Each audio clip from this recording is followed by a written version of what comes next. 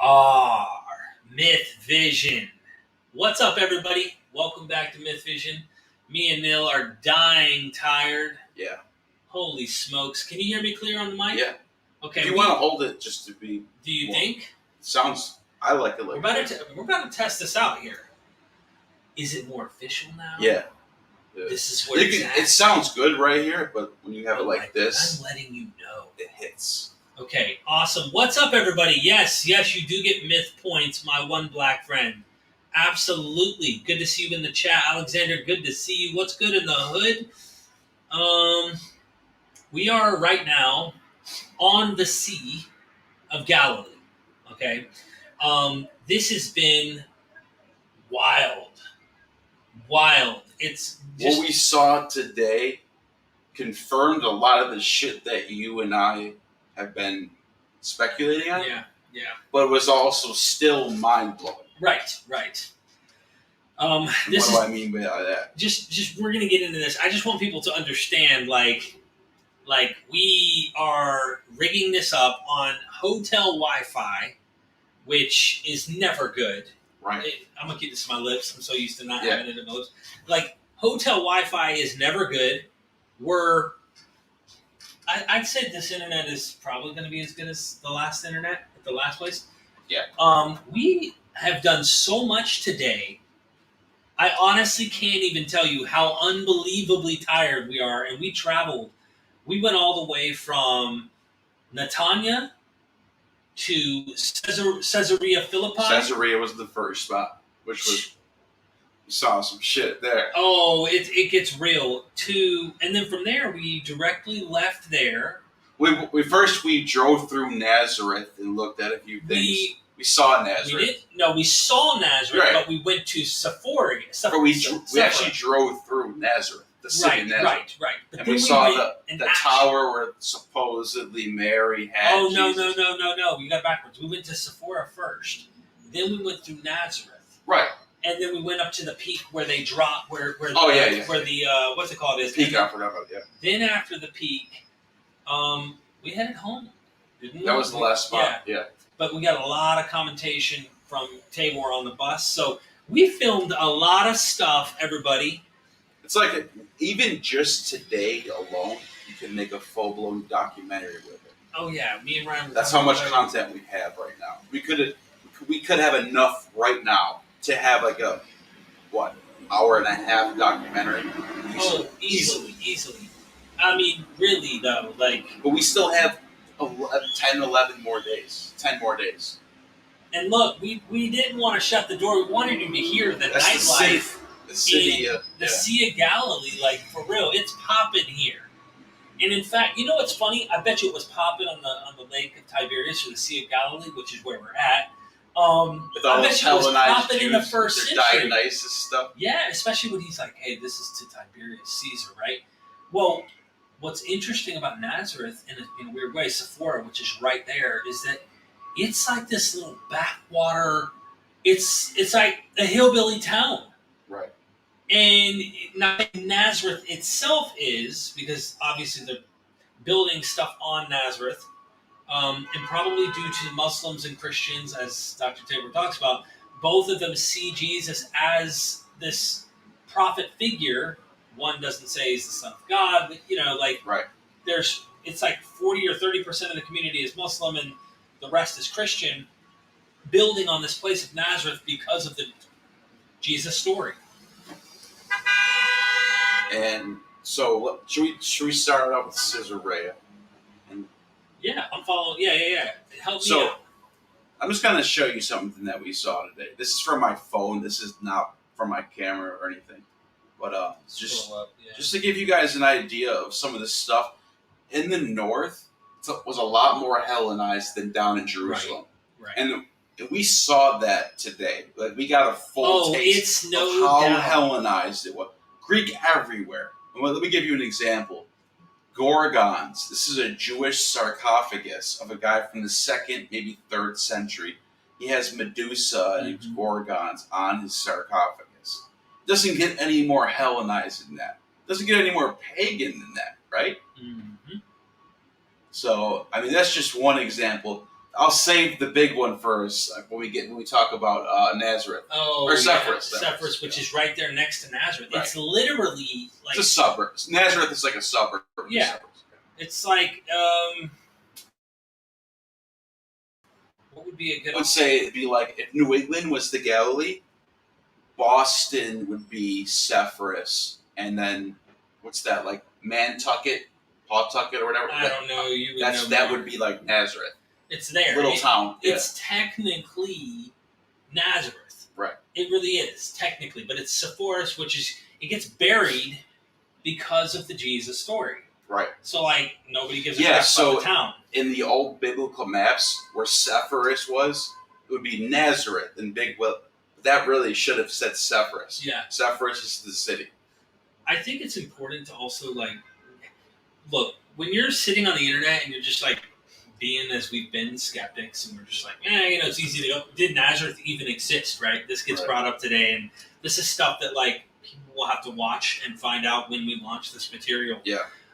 But it changes our perspective. I know it does mine. I'd like to hear your opinion on this. It changes my perspective on the reality of how serious this would be, because just the bus driving to these locations in the middle of nowhere, like Sepphoris is not anything special. It's literally like just this little picnic area for the locals. And they haven't even done all the archaeology that they can do there. There's so much not unearthed.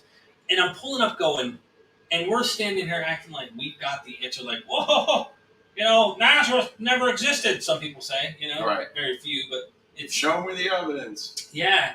And I'm thinking to myself, whoa, hold on, like, this is legit crazy to get here. It brings a whole different perspective. It's not like you would have thought, like, everything's floating around it, like the big church. Oh, this is where Mary had Jesus, or whatever, What was it?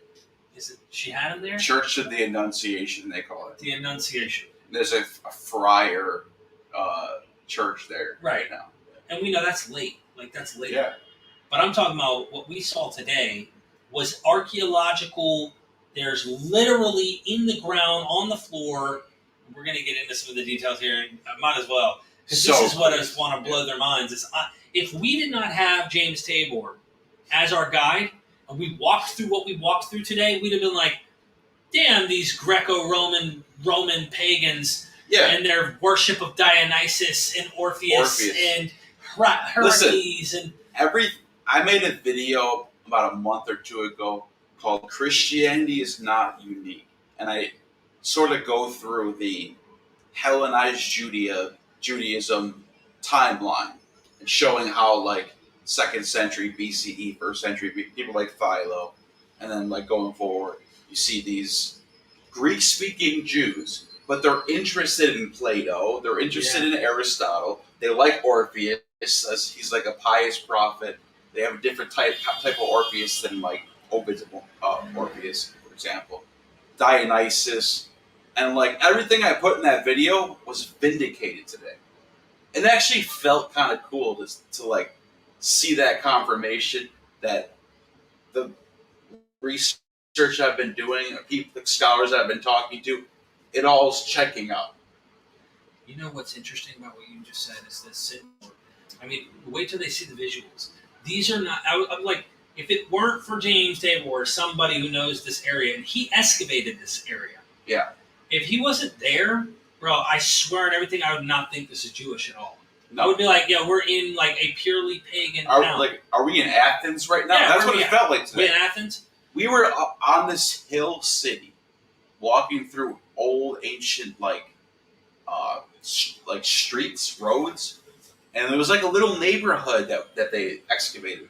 And, like, you can see where the houses were, because you can see, the stones, like, where the foundations were. And on top of that is mosaic floors. Every house had a mosaic floor in this whole town.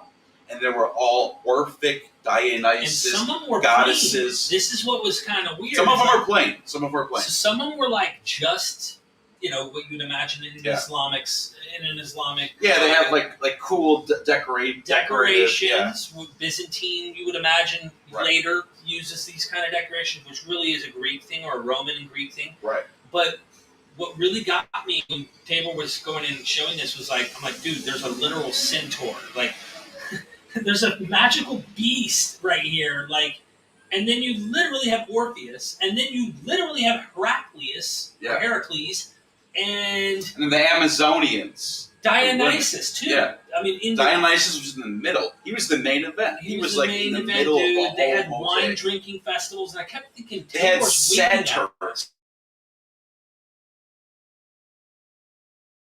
with the horns and the goat legs. They were stomping on grapes on the mosaic.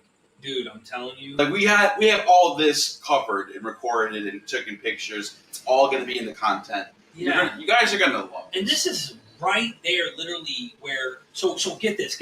It was built in the first century. This is what was mind-blowing, the way that Tabor built this up. This is in the time of Jesus. Right. So I've been telling people for so long, if I had to guess what kind of person he was, I don't think he was like the radical jihadi type that a lot of people try to say he was. Right.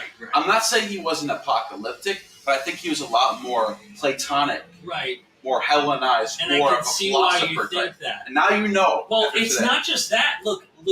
Let's be honest. Look where he grew up. We just saw. There's theaters, 2 of them, in the vicinity of where he lived. Yeah. And if you go to a theater, all you're going to watch is Greek, Aeschylus, all those old plays, Orestia, Libations, like it's all Bacchic someone today stuff. asked that question, was like, all right, we got to lead up to something here. Right. We have to, okay? So in the Gospel of Mark, I believe it's Mark, it says that Jesus was a tecton. And many Christians would say Jesus was this excellent carpenter because his dad was a great carpenter too. And it's like, hold on. Most likely this guy was a stonemason. Okay? If he was a tecton, he would have worked on stone. He would have worked. And he uses a lot of analogies.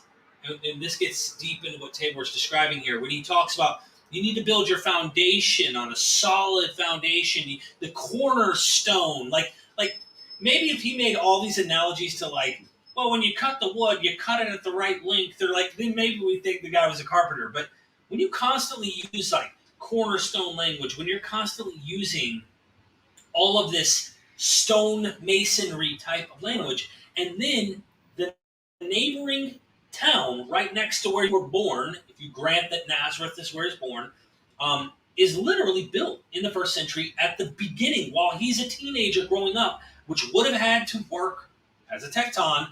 The question was, did he touch these stones? Did he help install Orpheus? Did he help install Dionysus? I'm just throwing it out there, and you never know, bro. Yeah. We laugh about it because there ain't no way to damn know. Right. But it's still funny because if he's touching this stuff, maybe that fits why such a movement was so Hellenistic to begin with. And in fact, if you grant, I know I'm going out on a huge limb, I'm just throwing something there. Spaghetti at the wall, if it sticks, it sticks. If it doesn't, it doesn't. Yeah. Those who say that there's a partial interpolation to the Josephus passage, me and Dave Allen have had a conversation about this in the past. And there's an interesting part about it where he says that Jesus brought a lot of Jews and Gentiles. Now here's the deal. Paula Fredrickson talks about the Jesus movement being a Jewish-only movement. Paul brings in Gentiles. But Josephus mentions that Jesus brings in Jews and Gentiles. Now, that could just be Pauline's message, but... I think she's right. But it's not... It's an only Jewish movement, but who are those Jews is the question. They still can be Hellenized, even if they're Jews. I'm just making the point, I agree with you. What if Jesus was interacting with more than just Jews? He was interacting with both. Yeah, Jews and pagans. I think you're... Don't know. Well, the Roman world was so... Everybody's moving around. You got Greeks here. You got Egyptians here. You got people from Turkey over here. People are moving around. Syria. But you saw the hesitation when you asked James Tabor, hey, James, do you think that any... Or no, someone asked. I thought it was you. You said, hey, do you think any Romans, actual Roman citizens or anyone who was, not a Jew live here? And he was like, And that was odd. He hesitated, people may have visited, but no Roman soldiers, nobody like that.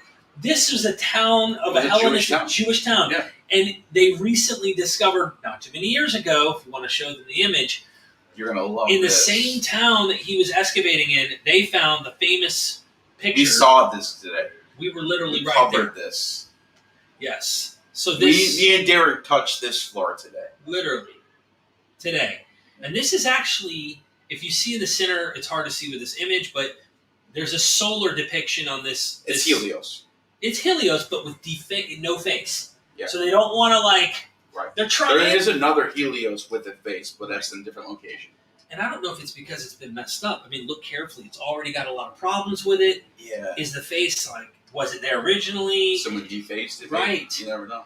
You never know. And by the way, there's Hebrew and Greek on there. It's not like you can see the Hebrew visibly in this, but if you look on the right side towards the bottom, there's Greek. It says trophy, whatever that means. But yeah, it was Greek and Hebrew, which is weird. Usually it's one or the other. Right. I just thought, what in the world is And this going is a synagogue. Right. This isn't someone's house. Like, I wasn't that shocked to see someone's house have that in there. But this is a place of worship. This is even more mind-blowing. This probably would have been a synagogue that Jesus was probably going to. Because he lived right there. Right. Like, you could see Nazareth from hill to hill. There's a valley underneath, and there's two hills, Nazareth and Sepphoris. And so he was right there. That's why it's like, come on. I mean, come on. I can't prove the guy existed. We can only point to the evidence, and speculate about what it all means. It just makes me think, damn, there was a mundane dude who got mythologized like almost every hero or amazing person in history, you know? Or at least amazing to the people that follow them. Because I'm sure Genghis Khan, to them, it was a god man, right? To the people who were his enemies, he wasn't. Or people who didn't like him, he wasn't. So Abraham Lincoln was like a superhero. Right. 20 years after he died. George Washington. People were writing stuff about him. Right. I'll never tell a lie. That's George Washington, right? George Washington. Yeah. I don't know. That's a good question. I thought that's obviously. I know not George true. Washington, the whole cherry tree thing. Yeah. Yeah. Yeah, but anyway, like I'm thinking, there's a lot that we haven't really dug up, and maybe. And that's modern history. Right. Just the farther back you go, the more weird shit gets. Alexander is the son of a god, Ammon, who was begotten in the desert in Egypt, and like just use those type of stories were normal going back that far. Okay, so before we move off into Caesarea, if you will, Philippi, and just mentioning Herod the Great building. Oh, I forgot about the banner. Guys, if you send super chats, you get a ticket straight to heaven. Yeah, because I'm really in the mood to send people to hell. Yeah. It's just, and I have that kind of power. Hold on, we're missing out on chat here. I just moved it over for a second. Okay. I'm going to show them something here that I thought was really interesting. Trump worship, Melody said. Yeah. That's true. That's happening right now. Right now. So if you think about it, if in 2022 people are worshiping a man and calling him a chosen one, just imagine how much mythologized someone would get. Right. 2,000 years ago. I mean, especially when it was, in a way, it's still the thing. Let me show them. So you're gonna have to add me into the chat here in just a second. I'm about to whip out my phone here now. Send me an invite on Messenger real quick, just like we did last night on your channel. Go subscribe to Gnostic Informant. Like the thumbnails are easy. We're on the road. We're just slapping stuff together. We're rigging this up to bring you guys like at least some of our excitement. Just a touchdown. Yeah, we're excited about all this. But the video, when you see the visuals, and I've got it in 4K and it's in really good quality, I think you'll be impressed. All right, here we go. I'm joining the StreamYard. I'm going to show what I was talking about in this hotel even, like to give them an idea. Yeah. We're living in a Jewish state, okay? Like this is important to paint our picture here. I guarantee you though, and mark my words, when we go to Jerusalem, I bet you anything, it's not going to seem at all like what we see out here, or it's like it's going to be all like strict religiously. Yeah, it's going to be, but it's definitely. Well, do you know what I was just thinking? There's some truth to the whole, and in the Bible where it talks about, Jerusalem was usually like more righteous. The North was always getting in trouble. Yeah. Worshiping idols. That might be true. That might be truer than we think. I mean, maybe, but then again, like people do doubt that. If Mount Gerizim was the holy site, who knows? Mount Gerizim might have been the fanatical northern religious worship, and then Assyria, when they jacked them up and kicked them out of the land, like they had no way to be like Jerusalem. Later on, the Judean authors who really pinned the whole Bible, technically taking some of the traditions from the north, they end up emphasizing capital worship here in Jerusalem. Like, this is the holy place. God even said so. Yada yada yada. Right. The special son Judah. They incorporate themselves into the story. Okay, let me see. It says, click here. Let me know when it pops you up here. We didn't see Mary Magdalene, but she gets brought up, and there's going to be a lot. I'm sure we're going to be talking about that in the next day or two while we're here near the Lake of Tiberias. Yeah. Because I know Magdalene's nearby. We're going in the lake, but on a boat. We are. I'm on a boat. I'm on a boat. You remember that song? Yeah. You in? I'm entering studio broadcast. Oh, so yeah, it's been super Wi-Fi slow. I wonder how the quality is in this video. That's a great. We're about to find out. Yeah. You're in? Yes. Are we gonna go widescreen or like last night? All right. Entering now. Well, yeah. All right. So here we go. I'm gonna leave this here because it's gonna echo. If I don't. Okay. Am I coming through clear? Yeah. I'm going to show them first at the entrance of the hotel and keep the door cracked. Okay. I'll be right back. All right. Perfect. All right. So you give me a thumbs up if you can hear me. I can hear you. Give me a thumbs up. Okay, good. Now let me turn my camera. I'm not going to whip it around all the way. Oh, now you're breaking You up. look carefully. Gymnasium. I can't hear you now. Can you hear me now? You glitched out, bro. I just heard you. Yeah, so did you.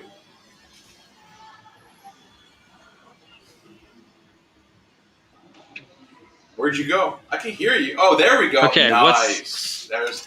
That's the hotel right there. That was beautiful. That was nice. Did you leave the door open, hopefully? I'm about to find out. That wasn't fun. Yeah, we saw it. It glitched out. But you can see the gymnasium. Yeah, as soon as it kicked back in, we saw it. All right, so I want to show one thing here at the door. All right, so you guys, I hope, can see the room number that he has right here. Here's the Greek symbol. What, are you doxing me right now? What? I'm joking. I said, are you doxing me? I'm joking. They're not going to come to Israel. So here is the Greek, man is the measurement of all things, right?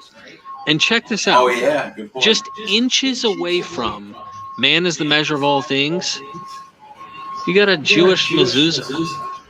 Okay, literally pagan symbol of measurement by the Greek philosophers, and then boom, you've got a mezuzah here that's supposed to have a parchment from Deuteronomy in it that's supposed to bless you, bless your home, and also there's kind of a superstition involved where like to keep people's spirits. It's also a symbol from Passover, where like you want to keep the angel of death from like entering your doorpost. They put the blood of the lamb, but the tradition probably stems from ancient Egypt, and the Jews probably borrowed it from them. Okay, hanging up and exiting.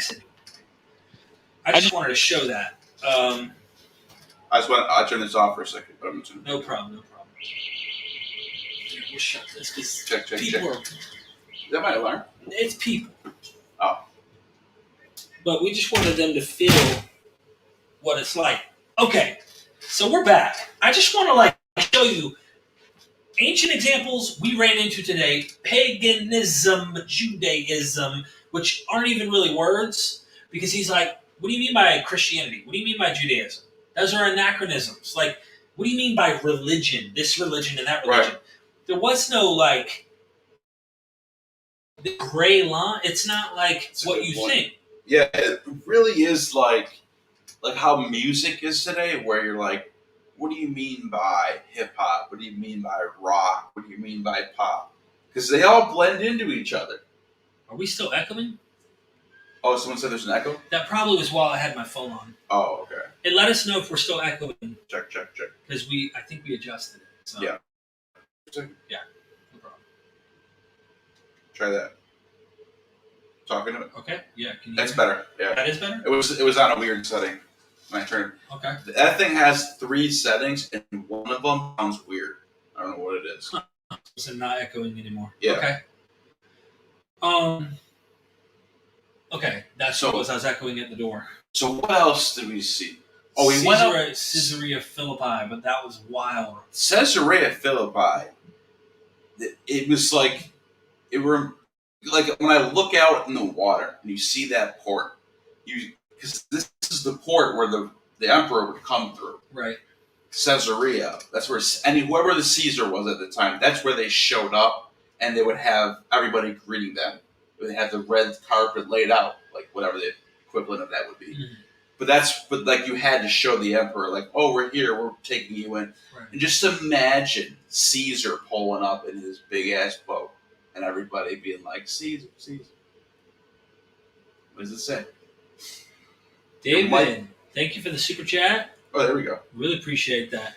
Your microphone input is set to either your laptop or to the webcam, not your labs. We can hear you, but you seem distant. Are we better now? Hold on, double check your audio. No way. Oh, they're right. Yeah. Shut up. That's got to be way better. The whole damn time. You got to be kidding me. The setting usually is already. I'm sitting here doing this for no reason this whole time, man. Usually perfect. Okay, please tell me our audio is amazing now. Yeah. That's weird. Look, David has magic. That's because I was logged in. We're logged into yours now, so I had to change the setting. David has magical powers. That's really the real. Look, everybody. I've never had to change that. It's always on where I want it. But now that I'm on your thing, I wasn't thinking. Well, now that we're here and you can hear the angels of God speaking, because that's what we are. David is an oracle here, and he has fixed and solved many problems. Everybody can thank David right now in the chat. Please do so. Nice, David. Thank you for the super chat.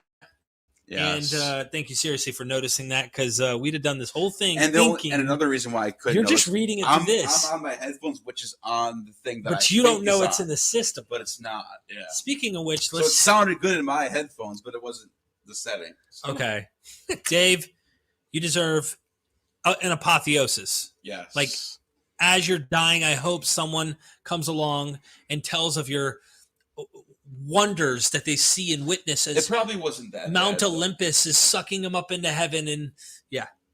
All right, here's what we look like as far as I can tell. So we're not too bad. I guess they can make out between you and me. You know what we should do real quick? Rewind it and just hear what it sounds like. I just want to hear it real quick. It's going to echo a little. It's all right, just for a second.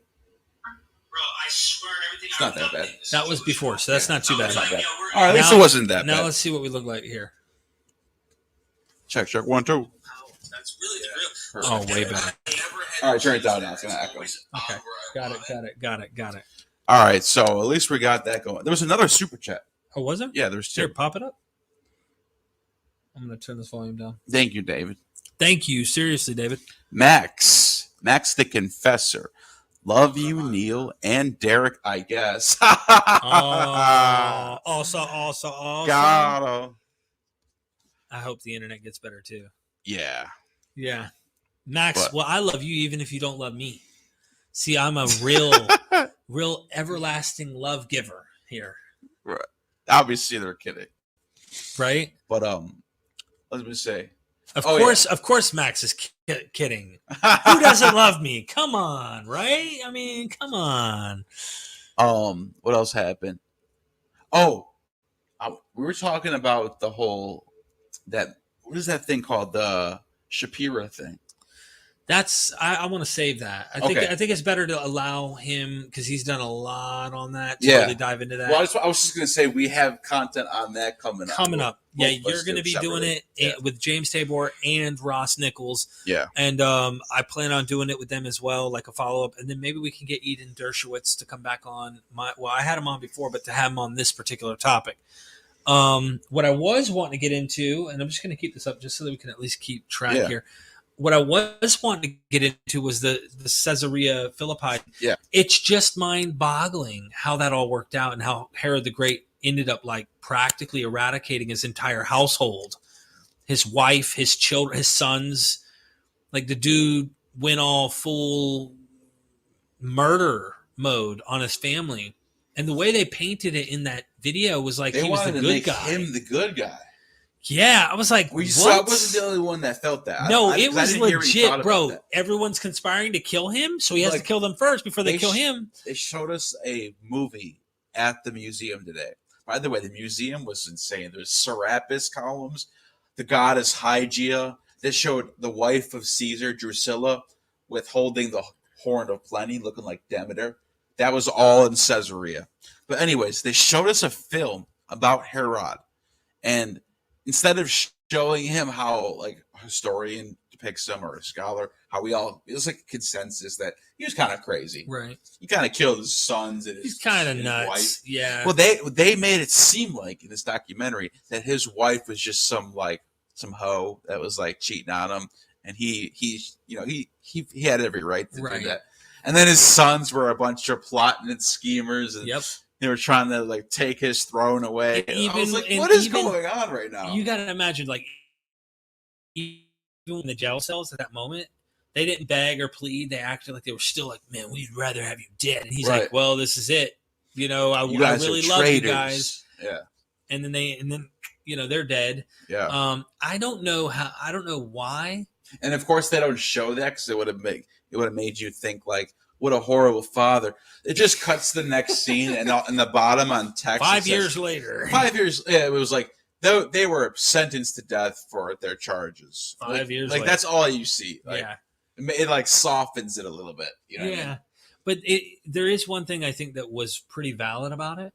And it was his devotion when he talked to Caesar Augustus and he approached him. And Caesar, they made Caesar pretty badass in that. That's what Caesar was really like. Yeah. That was accurate. That was pretty badass. Caesar would have been a scary person to talk to. And he's just like, listen, I know I was with his enemy. Oh, Mark Antony. Mark Antony. Yeah. And he's like, listen, Mark's dead. Yeah. Life moves on. Because he's the one who killed Mark. If you allow me to be your friend, if we be friends, you will see my devotion to you like no one else. Like he pretty much is like, I will be, you've never met a more devout servant friend of you. And Augustus let him live. He walks out the tent and they did a real good scene. He was like, we're going to test your how much you'll be loyal. We're going to test your loyalty. And let me tell you something. We saw today with our own eyes this massive, unbelievable port, Caesarea Philippi, that, I mean, we're talking about a huge theater. There was a temple there, too. There's a temple there. Yeah. There's just this massive horse racing. It was called the Sebaste, which is the Greek word for Augustus. And it was a temple dedicated to Augustus by a Jewish king, Herod. That just shows you what kind of world that was. I'm telling you, you have a Jewish king dedicating a temple to a Roman pagan emperor, and that's why in James and was everything. Saying, look at all the outside posts that he's making that aren't near the heart of Jerusalem, but then he makes right there at the heart after killing all these Sadducees, the priests that were in the temple, that he builds a new temple in Jerusalem. So he's trying to appease multiple angles. Right. He's trying to make sure Augustus and the Caesars, happy, but also simultaneously trying to win favor because he's not a Jew. He's a convert, He's an Edomite. Yeah. So it's like, or Idiomede, or however you pronounce his mother was Arab, and his dad was Edom. Idumea is cognate with Edom. So, but he's trying to win over the Jews because he has the power, but he doesn't have their loyalty. Right. And it was just really fun listening to this and seeing this massive port today that we saw in person, that he built. And we filmed and we recorded and we got so much shots from James and There's just awesome tour people with us and stuff. The food's amazing. I mean, everything has been amazing. I'm exhausted. I'm not going to lie. Me too. We went up on tired. Mountains today. Well, they call them mountains. What was that last mountain again? Precipice. The precipice. So there's multiple locations where. So it used to be said that Nazareth has no place where there's a precipice, and what that is simply like a pretty good drop off cliff. Because in one of the Gospels, it says that the people from his hometown were trying to literally throw him off of a precipice. Like they were trying to kill him, Jesus. We found a pretty good one today. Yeah, and he's like, there's multiple. But he did point out, as Tabor does very well, that there was some problems with the location as far as what the text says. Right. So it might not be the location, but it's a good candidate for it. Yeah, and at the end of the day, like that's it. This is the cool thing what Tabor's doing on this trip is you have like a 1, 2, and 3. Yeah. A 3 is it happened, and like almost everybody but flat earthers say it. Okay, right. like you got to go that far. That's pretty much the only thing. Right. But like most of the scholars would say on a 2, he'll say, hey, most scholars say this probably happened. And in this case, it's weird because he's like, no, I can't rate it. The question is inaccurate. The question isn't a good question asked. Like if you asked, was there really a hill here in Nazareth that literally right here is where Jesus was thrown off and there's a number I could put to it? No, it'd be like a 1 or a 0 because you can't prove that. But is there a good reason to think that people may have tried to kill Jesus in his own hometown for things he may have said or taught or whatever? Who knows? I mean, it seems like that could be the case. There's no telling. Yeah. Well, we were talking about the Talmud text today, me and Tabor. And the sources that are there could be early. We don't really know. Right. Like, we know it's compiled late. So, okay. But it does have some interesting stuff. What it says, he was leading Israel astray. He was practicing sorcery. Well, what do you think that means? Yeah. You know what I mean? Probably doing some pagan shit. I don't know. Well, but that just doesn't make sense because he quotes the Tosefta to point out one of the guys, Jesus Ben Pantera, to literally cast demons out of somebody and he heals them or whatever. And but then that guy becomes that's probably what they are talking about. They're probably thinking that they're like too reckless with it. Maybe. Yeah. I mean, I don't know. It a lot of shocked me because from the Galilee there were people doing magic and like claiming to be magicians. There's no telling. Jesus has a wand in his early depictions. Right.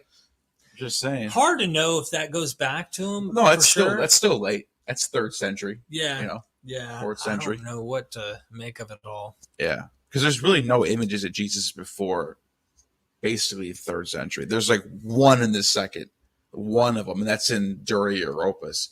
And then after that, the only 1st century one is that little donkey one. Which isn't even... To tease that, for people who don't know, you did a video. Yeah. My good friend... Useful Charts. Yeah. Useful Charts did it, and he did like a top 10 or something. Yeah. Or did something where he was trying to chronologically deal with this. But you went and dove in and was like, well, okay. He did it differently. He didn't do like the number 10 is like the 10th oldest. Right. He just grabbed 10 of the oldest and like the ones that he thought were the most important.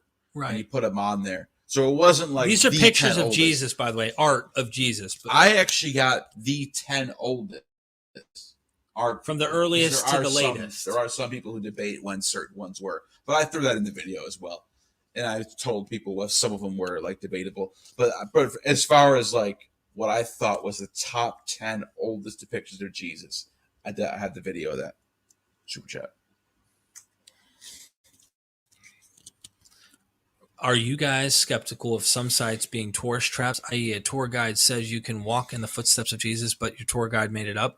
Absolutely. We have Tabor, though. Tabor literally tells us, like, yeah, this site is definitely not where it happened. He's even telling us now he's looking at the other tours and being like, yeah, he's like, don't look. And when we were eating breakfast with these tour, like other people are wearing these name tags. I don't have it on me, but we have these name tags that say we're part of the Blossoming Rose tour.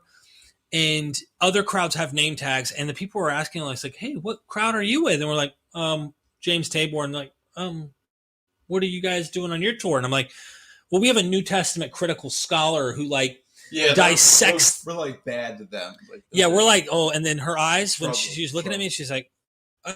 And then like walked away and just went and ate and didn't want to hear anything we had to say. But James tell us, like he's saying up front, listen, they say there's like 10 sites where Jesus would have been baptized. They were singing Amazing Grace. Oh, yeah. I think we caught that this morning. Yeah. It may be on the video when we... Yeah. I got it. I got it on film. Yeah, they were singing Amazing Grace. But that's who we were like. That's the other groups. That's what they were doing. They were on religious like pilgrimage. Right. We're here to be critical. We're here to go, what are the facts? What do you think they went to that spot? No. Nobody was there. No, there was nobody there at the Dionysus Orpheus. It is Sepphoris, which is the local nearby. How funny is that? Don't they want to see the truth? Nope. Don't show me. Or they're being told this is the truth over here by their traditions. Yeah, they're being led somewhere up there. They were lead the sheep to the slaughter, right? No, but I definitely like the super chat, Blake. Thank you for that super chat. Even then, right? Like Tabor might have a hunch, and this is what I appreciate about him. He'll go, well, I think there's something to it, but he'll even say, like, if he thinks something's to it, he'll go, here's my reasoning. I can't prove it. I'll give it a 2. He'll say, I'll give it a possibility. I'll give it a 2. I'll give it a this. I'll give it a that. Yeah. But even then, like he also knows that me and Neil are completely skeptical, and he respects our skepticism because we may not take his word and say, yes, that's what's up. We want to investigate that ourselves. But it's good that he's not just trying to say, this is the site and this is for sure. And this is where Mary was. Right. Like, he's not doing that at all. But, he has an imagination. This is what I love about James. Everything he says is factually the case or not, or if he's correct about something. He goes, I can't help but think while digging here. Jesus was probably born, and he shows, like when we were there in person, there's a little valley right there where Nazareth was. And this is literally 1.5 miles. I'm not even kidding you, maybe a mile from where he was digging at Sepphoris. Sepphoris was the big city. Nazareth was the little honky-tonk where the guy out there talked like this. And Sepphoris was the more proper inner city. And it was actually a major city 1 mile away from Nazareth. Right. Nazareth overshadows it because of the Jesus story. Right. But he has this so close together. And he has this imagination about him where he goes, I can't help but thinking while I'm digging here, Jesus was most likely a stonemason based on the criteria we see in the New Testament because he was on. And then he goes, what if he helped lay some of these stones?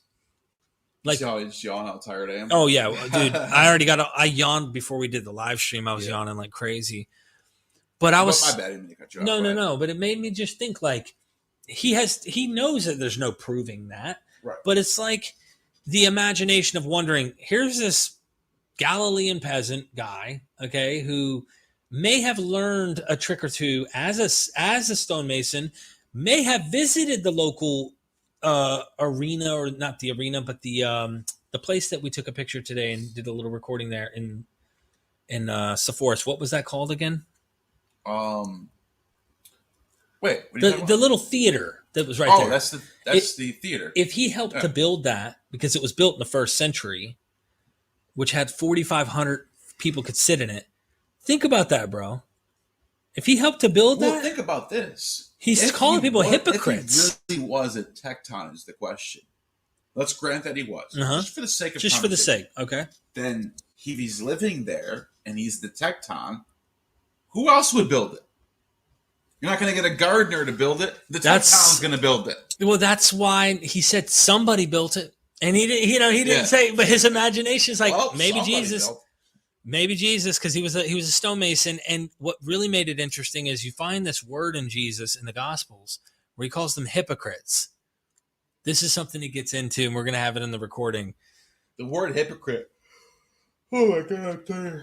I'm sorry. I know I don't normally yawn like that on screen. I'm just that tired. I couldn't help it. It just came out. I know. You're tired. No control of that. So, what was I saying again? Evil spirits, be gone in the name of Jesus. That was loud. That got really. What was I just saying again? You were about. Okay. Hypocrite. Oh, the word hypocrite in Greek means something towards the fact of like actor. Like you're just an actor, but you're not for real. Like fake, phony, hypocrite. Right. That's what it means. It's like you're an actor because the word was used for playwrights, people who play parts. Right. They wear the masks. They wear the frown mask, the happy mask, drama, comedy, hypocrite. That's what it is. Well, and Tabor pointed out geniusly, if he was using a word like that, you wonder where did he hear? How did he know? How does he know that? I mean, it's possible, and I'm not ruling this out. It's possible that like that term, people who went to these plays walked out into their little towns. They afforded enough to go visit a play of Dionysus. They heard it by the playwriters, and then it gets passed around like imagine if prostitutes only worked in rich cities. Just pretend. And then you hear it in all these other places. Is she a prostitute? Or you start calling people derogatorily prostitute. You could see it, but that was a play type thing that people who went to the theater would have known and used about these people who were hypocrites that were really actors. And the whole point was that they're fake. That's all you're doing is you're calling them fake.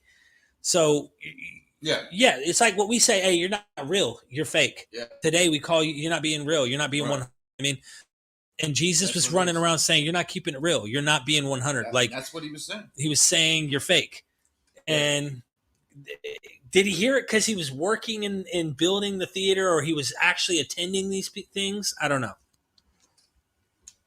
But that's what makes me think that Jesus, if he really was this charismatic guy who had this following, then it doesn't make sense that he would be some uneducated, like poor fundamentalist, like type of person. I think he was educated, smart, charismatic, articulate, maybe a sort of a philosopher type of guy, thinking deeply about things, thinking about the Greeks, thinking about the Jews, looking at who's true to their word, who's not, who means it, who doesn't. The idea of being circumcised in the heart. Maybe he was looking at the Greeks and was like, they go to parties and they this Dionysus thing, whatever. But they actually, there's some like truth to these people, like Plato and all these guys. And he's looking at some of these. I'm not saying all of them, but maybe some of the Sadducees or something. And he's seeing them like gambling or like doing something like money lending or whatever the hell the case was. But maybe he just saw hypocrisy from people who call themselves righteous, people of God, or these other people maybe didn't call themselves that. They were just being regular, treating people good, but not acting like godly people. And maybe that's why he thought that. It could be. I mean, I don't know what to make. That's a wild speculation. What I just said. Because it's like, for me, whether you take that position or that he was a radical fundamentalist who literally was on this mission, thinking the world was going to end any time now and that you need to be part of the kingdom. I don't know. There's also a possibility that he knew about the playwright, the theater, because he lived so close to it, but didn't like it and got the word hypocrite because he thought they were hypocrites. Maybe he really was true to his Judaism. Maybe he knew they would know what a hypocrite was, and they would understand that this is my way of saying something. You know what I'm saying, and you're a piece of I don't know. Maybe that's. I mean, the possibilities of what kind of person he was, what type of philosophy he was laying down, are very wide. Like you can't pinpoint really, unless you grant that the text is really coming from him. Right. Well, just above, I keep getting this question, but they're probably late to the party. Asking, what did you see today? Yeah, Dan Smith says, what did you see today? A lot. Maybe he missed those images that I showed. I'll show him again. I mean, you can just pop them up real quick. Yeah. Before we go, because we got to get off. I got to go to bed. You got to go to bed. Tired, So Dan, you might have missed this, but we saw 3 cities today: Caesarea, Nazareth, and Sepphoris, and we saw this mosaic. It's a zodiac with Helios in the middle, Hebrew and Greek. We also saw Gorgon sarcophagus with Medusa, Oh, we saw way more than this, though, bro. This is I'm not just showing them a little taste. Yeah, I mean, like, dude, we can't even begin to tell you everything that we saw.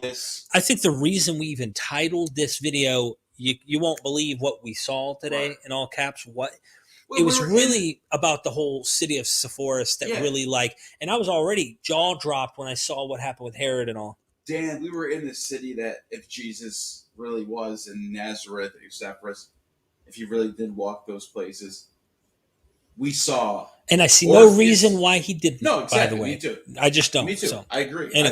I think he was there. Yeah, me too. He was there.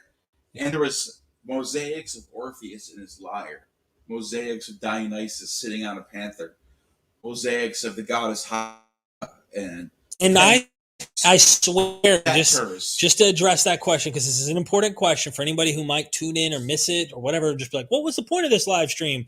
Really, the point was me and him are walking zombies right now. We didn't even want to do this live. Right.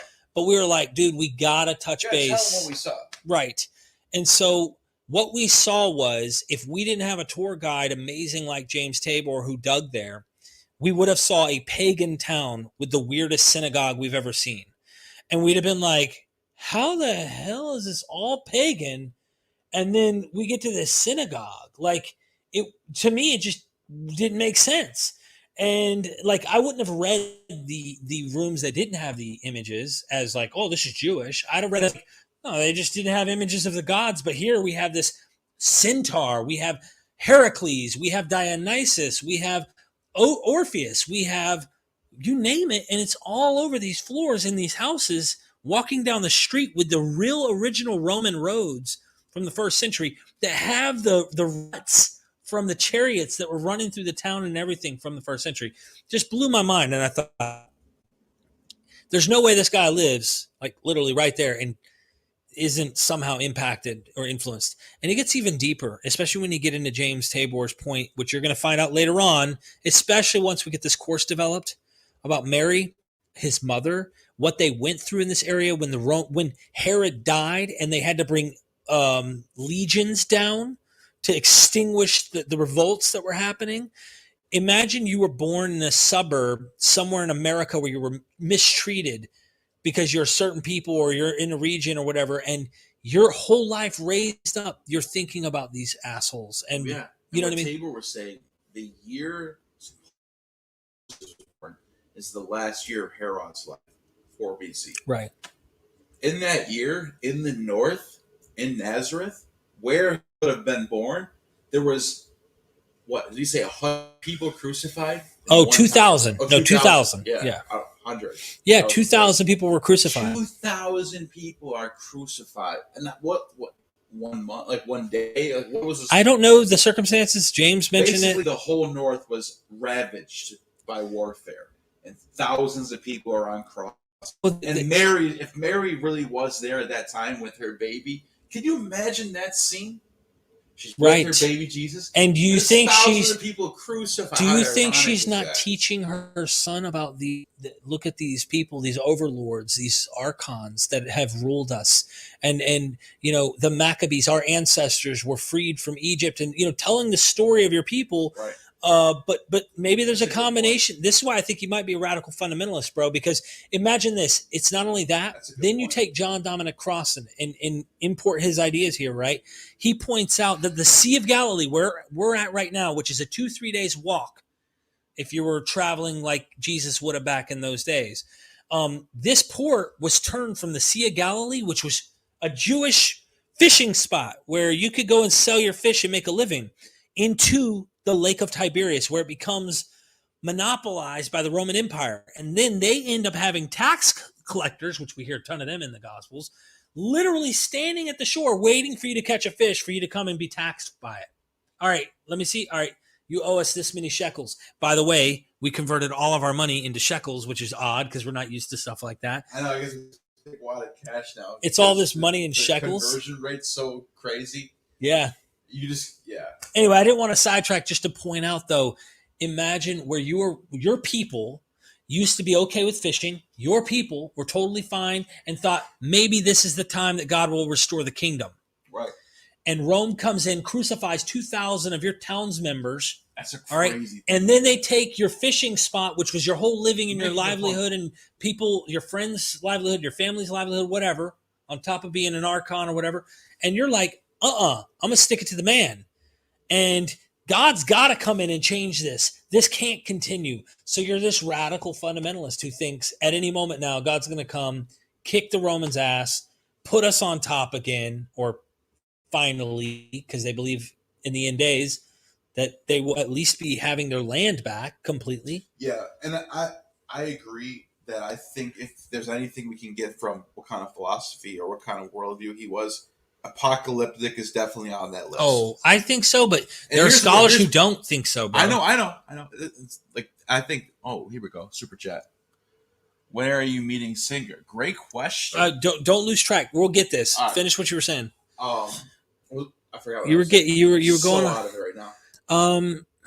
His philosophy. Yeah. It's apocalyptic. Because if there's one thing that I'm going to guess on Jesus, why he became the God of the West. Like a lot of mythicists ask that. How does this guy just become the God of the whole entire Western world? Mm-hmm. And that's a fair question. If I had to guess, I think he made a prediction that the temple was going to fall, and it did. So he got lucky. I mean, I don't even think it's needed. Think about it though. The Gospels come after the temples, right? Because if that's think about this scenario for a second. There's Jesus. He's a charismatic guy. He's talking. He's making. He's laying the law down of what the kingdom of heaven is like, or how to live your life, or what type of Jew you should be. Whatever. People are following him. That's their rabbi, right? Right. And he predicts the temple's going to fall, and then he gets killed on Passover. All right. Maybe some people forgot about him. He's not the Messiah. Some probably were like, "Whoa, he was so amazing. How can he not be the Messiah? What's going on?" And then when the temple actually does fall, people might have been like, could have. And that's why I was saying. And then they start writing the Gospels because they were so blown away that he predicted it. It could be that, but Paul doesn't mention that. No, I'm saying, that's why I said some of them are still following them. But my point is like, I would imagine Paul in his actual letters would have said, hey, Jesus predicted the destruction of the Jerusalem temple. The pseudo-Pauline letters do mention, or it seems they imply that the temple's destruction is coming. And when it says that the wrath has finally come upon the Jews, or there's wrath that's come upon the Jews, dude, that's open to. I asked this of John Dominic Cross. I asked this of every academic I've bumped into and had long conversation with, and they go, that's ambiguous, dude. That could be Caligula. We don't know who the hell is bringing wrath to the Jews because the Jews get kicked out of Rome. There's also a possibility that Paul wouldn't write that, because what if Paul doesn't actually think that's a possibility?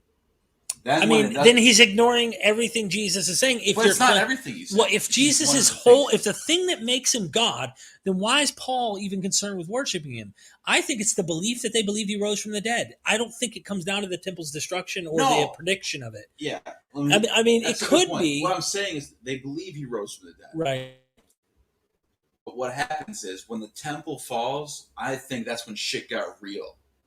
Well, I mean, yeah.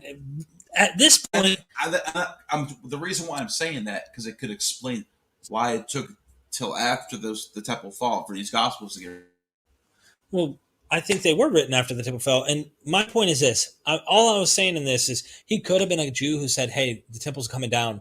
The Romans are going to destroy us. Our priests are liars and hypocrites, and the scribes and Pharisees are all BSers. They're not like he could have thought that. We don't know." At the end of the day, what I'm trying to say is he could and he couldn't have, and it would explain the data either way to me. I don't need him to have or haven't, because if you look at... What about this? Let me throw this at you real quick. Mm-hmm. He was apocalyptic. He's preaching the end times. Right.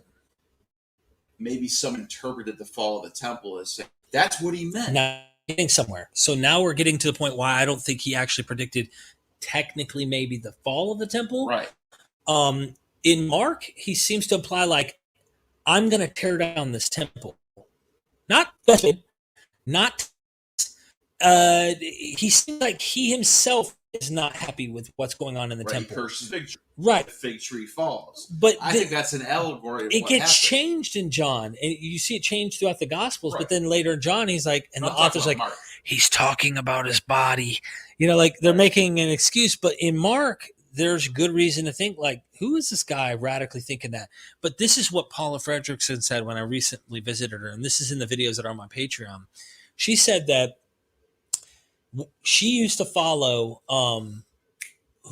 E.P. Sanders on every point, and she changed her mind on something pertaining to the destruction of the temple. She said, when I finally went to the land, this is why what we're doing right now, bro, is going to be a game changer on our understanding of what we're dealing with on the ground here at these sites, these historic sites. She said, when I finally went to the Mount of Olives and I looked at the Temple Mount, I saw the massive complex structure that Herod built. And I saw it. I thought, there's no way this Jew thought this was all going to be destroyed. Not. She couldn't imagine that this all, he's predicting not one stone to be left upon another. She said, this is a post-destruction of the temple literature. It's ex eventu applying it to Jesus. Because she said, I couldn't imagine him seeing this massive structure here all being completely obliterated. It just seemed way too big, way too unbelievable for that to be the case, is what she was saying. That sort of plays into my point, because if he did happen to say that, and it does happen, people are going to be blown away. I just would imagine Paul would have mentioned it. I would think that, and that's a good point too. Why, if Jesus is predicting that 70 AD, or that this destruction of the temple is going to happen, and Paul's thinking any moment now the end's going to happen, but the temple's still around, that makes no sense. If Paul is around, the temple's around, and he thinks any moment now Jesus is coming back to take the living and the dead will rise first and go up into the sky with Christ, and then we will be transformed, and boom, at any moment, and he thinks he's going to do it while he's alive, then he's skipping an entire point Jesus is predicting about the temple. Yeah. Like, you would think he goes, don't worry, everybody, we've got till at least this temple falls. Like, that would be a focal point of Jesus' message in Paul, I would imagine. Because he would have said something like, the temple is no more needed, for Christ has... Well, he does say that in Acts. I'm saying, for Christ has cursed it. I mean, he kind of gives us, if you take Acts to be like there's like the Acts 17 message where he's like, God does not dwell in temples made by hands. Right. And people go, see, that's evidence that he's like, no more temple. And it could be, but it also is, look at Sephora, however you pronounce the town that we looked at today. These people, Sephora, these people did not act like they needed to go to Jerusalem. They had their own little temple in that synagogue, in that town. They were diaspora Jews, completely content without the Jerusalem temple. They didn't need it. And is there some element of truth when Jesus talks to the woman at the well in John 4?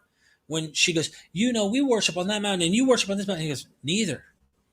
Soon it'll be in spirit and in truth. That sounds Hellenistic to me. That sounds like scratch the temple, scratch that. We are the living, temple in which. So, what if that goes back to what you're talking about with Jesus again? I don't know. Do you know what the Peripatetic school is? The what? The Peripatetic school is a school that was founded by Aristotle. Plato's, yeah, I know Aristotle. Yeah, obviously. I didn't know the name of the school. Aristotle's school, the Peripatetic school, gets borrowed by the Jews living in Alexandria, Egypt. So Aristobulus, Philo, but it's in like Judea too by the time of the first century. Right. So that's a school of thought that ends up becoming what a lot of people think influences rabbinic Judaism, where you have a dialogue, the Mishnah and the Gemara, that arguably could be coming out of the whole Platonic Socrates and different schools of philosophical. Plato writes a dialogue with Socrates and somebody else debating something, and it's like the reader decides who's telling the truth based off the facts. And Plato will write it out like Socrates is spitting some truth, but the person Socrates is talking to is also spitting some truth right back. It's not like one of them is right. Right. That's how you get to. That's a really like deep philosophy. Aren't the therapeutai the people that come out of this? That could just But that's what the Talmud is. You ever read the Talmud? It's a back and forth conversation, and you're like, which one's right? They're both making good points. Yeah, they argue. That's a really good way to get to the truth. Well, that's really what you That's get what we're doing over right and now. over and over. Yeah, we have a lot of fun doing it. Richard, thank you for the super chat. When are you meeting Rabbi Tovia Singer? Will you be touring with him? So we're not going to be touring with him, but we are meeting him. What's today, Monday? 4 more days. No, not even. 3 more days. Like day after tomorrow, bro. Okay. I don't know. Wow. So today, tomorrow, we leave. Hold on. All I know is when we go to Jerusalem is when we meet him. Yeah, I think we go on Wednesday, or Tuesday. Yeah. What's today, Monday? Sunday. Yeah. So we go on Tuesday. We should be meeting up with him on Tuesday. Yeah. He's going to come to the... We're going to have a sit-down with him and do a pre-recorded show. Yeah. We're gonna... So it won't be live. I'm sorry about that. Yeah. But we'll have a dope pre-recorded show with high the rabbi. Quality. Me, him, and the rabbi. Yeah, it'll be fun. We'll try and do a couple different things if we Yeah. can. Yeah, absolutely. We're his favorite goy, so, you know. Thank you for that, Richard. Seriously, appreciate that. What does Melody say right there? Where? Jesus is Planning on a big genocidal bloodbath any day now. Any day now. Any day now. That's funny. It's been any day now. I for know. 2,000 years. You could pick any year on the calendar from the year 70 to the year now, and then you're going to find an apocalyptic bishop of some church somewhere. It's gonna be. We got 4 more years. 4 more years. 3 more years. It's been that way forever. Absolutely. Neil, I'm tired, bro. Me too. I mean, we went hard. I didn't sleep good last night. You slept too good last night, which... Well, I'm ready to go do that again. I went and got a key card made and went and broke into his room.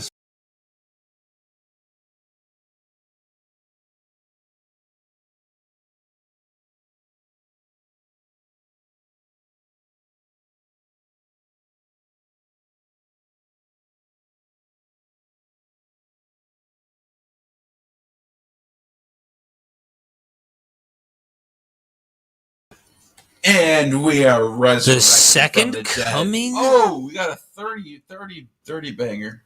Uh-oh. Are those... What is that symbol? Is that for shekels? Yes, that is. You got some shekels for the trip. There you go. Yes, absolutely. Thank you so much. I really appreciate that. Is it Elon? Yeah, Elon. Elon Frumer? Hope to meet you both in Tiberias tomorrow evening. Yes. Ooh. If you're out there, we'll hopefully come walk right up to us. Uh-oh, that's true. Someone just said 30 pieces of silver. Nice. 30 shekels. 30 shekels. Wow. I don't know if that's a good thing or if it's a bad. Hey, are you planning on turning us over? No, I'm just kidding. Right? Literally. I really do appreciate everybody in the chat. I hope you stay tuned. Remember now, this is just day 2.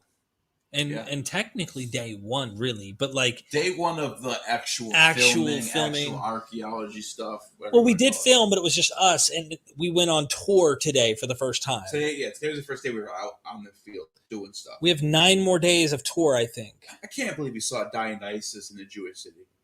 No, like it wasn't just that was multiple Dionysus in many homes. It was like the in the entire town, and the entire town was Jewish. Yeah, it was like, it was like, what is this, dude? I thought you're supposed to be like hardcore monotheist. I thought you were supposed to be like, Judaism. And like, I'm say what the heck? When we'll finish off. Yeah, I've heard a couple of scholars say to me, because I've asked them this stuff, because I've been knowing about this for a while. The Orphic fragments are in the pseudepigrapha text. The Sibylline oracles have a lot of pagan stuff happening. And this one scholar, what was one of them, and another person, Charles. Yeah, and it's put it like this: Christians today in America, they only believe in Christianity. They don't believe in anything else. But they'll watch Marvel and DC, and they're basically gods. They're superheroes. They don't believe in it. They think it's fake. That might be some of these Jews, but not all of them. Yeah, I'm not buying it. A lot of them believe it. Look, a lot of them, but they might have to keep to themselves or not be too. Why would they put it on their floors, bro? Point. No. So look, and they did not just paint it like you. I'm playing devil's advocate. I know. I think like what you're saying. Yeah. I think these mofos were polytheist. Okay. And now I know that technically speaking, henotheism, because they have a supreme God that they probably worship, which is Hashem, Yahweh, El Shaddai, whatever you want to call it. That's how they thought about Plato. They thought Plato was secretly just a pious man who worshipped the one true God because he was a demiurge. But Plato writes about other gods, Bendis and all these other Artemis. So they're probably looking at Plato as like the example of like how to do it. This is my thoughts, and I don't know. I can't read their minds, but like they're going out of the way, and these are not just like get out a brush and you and me draw God on the wall. Okay, these are very precise cut stone marble squares to paint pictures. They're amazing. It's not like these are squares that if you add up the squares over a while, it creates the picture you want with the color of each marble. We did a thumbnail a month ago, and we found the exact mosaic. We were in person. In person. And I'm like, blown away. Bro, that was the one I've always wanted better shots of. And here I got it now. Look, we literally, I'm just giving a tease here. We're literally coming back with a piece. We're coming back with a piece from a mosaic 2,000 years ago. I got a piece of the Orpheus. I got a piece. I don't even, I'd have tell to. anybody. Yeah. There's so much. So look, no, these are pieces that are just literally lying around too. Right. In that site, they haven't even really, like, it's just unbelievable what we saw. But I think that they didn't just draw these as like art, like, oh, there's Wolverine and there's, Iron Man or whatever. I really think they believed that these creatures either exist or in some way will bring them good fortune, protect them, give them prosperity, whatever it might be. I think they were so influenced by the Hellenistic world that this is stuff that they would have had. I mean, I can't read their mind, but it could be just art. But to go through that kind of level, and that's why I think it's both. Yeah, it could be. I mean, I don't know. I can't say that you're wrong. You can't say I'm wrong. But, I just wouldn't go that far out of my way. Personally, I'm not going out of my way to, like, make my entire marble floor with gods that I'm not supposed to have images of in my home. Unless I'm really a person who kind of favors these gods. Yeah. Or sees them somehow with respect. These are Jewish homes, which, once again, that dichotomy between Jews and Greeks, Gentiles, like, you could try and find dichotomies, but in the Hellenistic diaspora, it's very difficult. It's very difficult to know, especially when you walk into a synagogue that has Helios at the center of the 12 zodiac signs, and it's Jewish, when right above that there are 12 stations that are temple images in the diaspora with Hebrew and Greek all over it, and you're going, what is it? What are we looking at? Right. So what did we see today? I don't even know if we fully grasp what we saw today. We saw stuff. We traveled 5,000 miles. Changed the way I look at Israel. Changed the way I look at Israel. Yeah. But I was already sort of onto that. If you obviously see my content recently, and the way I think the theology was going. Yeah. Going that way. Well, I mean, I think it adds a dimension that we didn't have. We were reading text, we were reading books. We know they're real because we're talking to scholars. We're talking about how real they are and where they're at and this and that. We're there.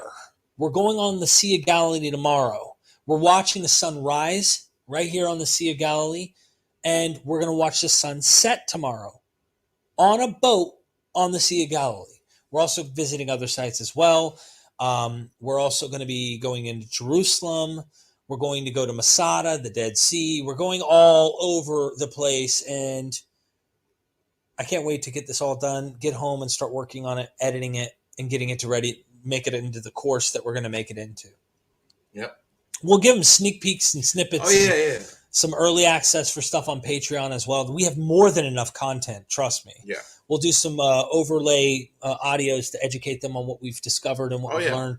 But, like, you really want to get tons of videos coming out. Tons of videos. Absolutely. A lot of hard work. So, Any final words? If you have a question, speak now or forever hold your peace for 48 hours. Yeah. Or so. I don't know, till we're back. But yeah, you're on your channel's next. So tomorrow we try to switch. Yeah. You can see how tired I am. I'm just looking at I'm ready to pass out. Yeah. Oh, you're not. We walked a lot today. We walked up, down hills and stairs, and we're done. We're beat. It's a good workout, though. It is. I would love to, can I take this for 1 second just to show them that we're you can keep your eye on that. Just make sure you don't pull the cord out. I'm going to try not to. I'm going to show them this is literally... Nice. I'm maxed out here. This is the hill. And up on that hill up there, it goes even higher if you keep going over. But on that hill, it's looking down. The sea is down this way toward the camera, toward you guys. Behind this hotel is where the sea is. And is this about right? Yeah. Or turn it over. A little bit over. Oh, yeah. Sorry. Yeah. Like that or so? Oh, yeah. Go back to where you were. Well, I'm just going to sit right here. But yeah, I am going to stay hydrated. I wonder whether Derek knows everyone's talking about his bicep. What? What are they talking about? You got guns, bro. Oh, see, I'm allowed to carry. You know what I'm saying? These are legal. You're both young. Walk it off. How much do you even lift, bro? What is going on? Contact me on Patreon. I will try to message you tonight. And the only concern I've had with people meeting up during our tour, first of all, is these are paid tours, and James Tabor literally is hosting and trying to keep the crowd together. And by the way, I'm not sightseeing as much as let me explain what I mean. I'm literally here working, recording all of this content, trying to take in and enjoy it as much as I can, but really I'm like recording mostly. And James Tabor, as soon as I walk off to go, Derek, come here. I need you to hit. All right, we're ready to do another. On the move. I'm working. So the best time to meet us up is after we're done at the hotel. Yeah. And what hotel are we at here? I don't even know the name. Honestly, I wasn't even looking. But yeah, you can tell. You can give them that information. Let me look at the door real quick here, because find out. That's the best way to get. The best way to come and it's not on that menu. What in the world? Okay. Bro. Oh, it's right here. Here we go. Is it? Okay. Leonardo. The Leonardo Club. Leonardo Club. So I don't know if you know where that is. There's probably a crap ton of hotels, but if you're somewhere near the Sea of Galilee, after we're done with the tour, that's the best time if you wanted to come and meet us. That's a good idea. Yeah. We can hang out. Yeah, you can hang out, come meet us. Come on alive with us. You want to see a God in person? You know what I'm saying? Okay. Seriously, though. Maybe that's a bit much. Maybe it's a bit much. I don't want people to know my true identity until I'm dead. So after you return. Absolutely. Once the apotheosis happens, then Neil actually already told me he's got first dibs on the gospel, and he hopes others don't write more gospels, and then they try and place them in the same book and pretend they're all telling the same story. That is not okay. Neil would be disrespected by that because his is the right one, all right, the best one. It's Mine's just from the Revelation, not from men. Yeah, for sure, for sure. Did I miss anything here? No, I think that's it. All right. Well, look, I love y'all. Leave a like, share this. Be on the lookout. Join our Patreon, both of ours. I'm going to bring a lot of content early. If you're interested in watching the 5 other videos I did with Paula, and I have 6 more to edit when I get home, join the Patreon. I have multiple videos to edit with James Tabor that I did when I was still living in North Carolina when I went to Charlotte. The origins of Rabbinic Judaism, all of this stuff we got into. And then I got to finish editing the course on Mark, which we're going to have that out with James Tabor soon, and the quest for the historical Jesus with Delcy Allison Jr. soon. Then we got this course / journey that people can take with us once we edit it and stuff. Go subscribe to Gnostic Informer. Share your YouTube channel real quick, if you don't mind. Share it on the screen. YouTube.com/Gnostic Informer. On the screen. Oh, okay. Let people see it. We got to get people teased to join. Wait, what do you mean on the? Oh, you're talking about this? Share your screen. I see what you mean now. I thought you meant just like the link. Nah. I like to plug you, bro. Oh shit! I just missed the last episode of Game of Thrones season, whatever. I'm gonna have to watch that right now, actually, before I go to sleep. Yeah, no problem. All right, so First I of can all, Clement of Alexandria. Whoops, let me pause that. All right, now let me share my screen window. Thank you, Joel, for that. I really appreciate the compliment on the Patreon, man. I can always use the help. Definitely. It's literally, in fact, this trip wasn't funded. This was stuff I had to come out of pocket. I'm hoping when we sell the course, about $5,000 each. Yeah. Yep. And my wife's here too. So think about that. And we're still spending because we're still having to get stuff. I'm picking up rocks at every little holy site, quotation marks. Because my mom and my sister, my brother, and like everybody loves this stuff. Bring me back a piece of Jesus, and I'm like, they'll be happy with that. So go subscribe to Gnostic Informant if you haven't already, and please join the Patreon. I really appreciate the support. If there's anything else I can do, like cast out demons, I do that on Patreon as well. I can resurrect people from the dead. There's just, that's nothing. That's the least I can do for you joining at $3 a month. It's not much, Yeah. I mean, what, right? That's it. Tithe. That's nothing. What did you say? I'm just so tired. You didn't even know what the hell you said. I almost said tiff, but it's tithe. You know what he was thinking? He's thinking titties. I said titties. Tent. I know what you tried to say there. Yeah. Anyways. I know what you were thinking, Neil. Anyways, I need some sleep. Dirty dude. Yeah. I know you did. He caught me. All right. Enough of me being silly. Love y'all. Hit that outro and never forget. Hold on, don't say it yet. I gotta find it. All right. Go. Right. All right. Right there. We are Myth Vision.